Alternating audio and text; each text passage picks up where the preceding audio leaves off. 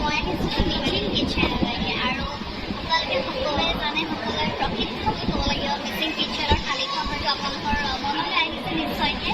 আৰু আমি এতিয়া অৰ্ডাৰ কৰিছোঁ মিচিং স্পেচিয়েল থালি আৰু পৰ্ক থালি দিছোঁ অফক'ৰ্ছ